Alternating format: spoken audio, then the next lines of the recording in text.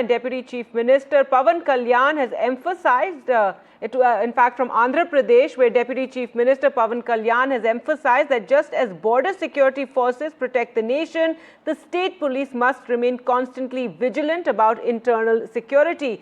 He stated that he has written a letter to the state police and administrative staff urging them to stay alert, and noted that past terrorist attacks in southern states, such as those in Coimbatore and Hyderabad, have shown these regions to be soft targets for terrorists. And I want to make sure that state police should be vigilant about it. That is one thing. And also state has a fundamental responsibility to make sure internal security is being taken care of. That is one concern I have. I think that's what I had expressed. There must be a group of people locally should be supporting. I think that's what I conveyed to DGP to look into it. I think that's one thing. Well, let's go across to Uma Sudhir now for more. And Uma, an important point being made there by Pawan Kalyan. Given these fraught times, there is a need for internal security alertness as well. And just yesterday, you were reporting on, an ISIS module that was planning some, there was a blast threats.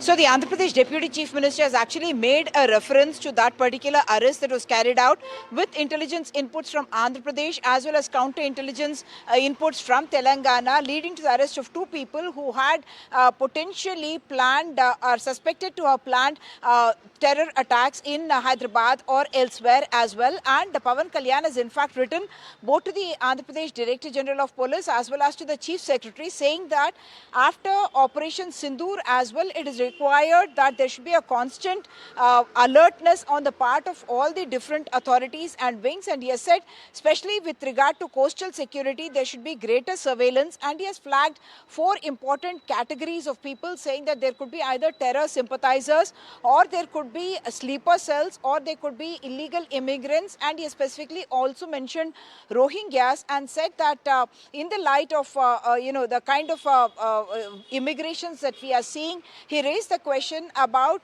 certain internal people who may be providing support to these illegal immigrants, and saying that that could become a security risk as well. And he also raised the issue of who is allowing them or facilitating them to get Aadhaar cards or ration cards, which in a sense gives them legitimacy to be here, or some kind of legitimate documents to continue to stay in the country. And therefore, those are important security concerns that he is talking about.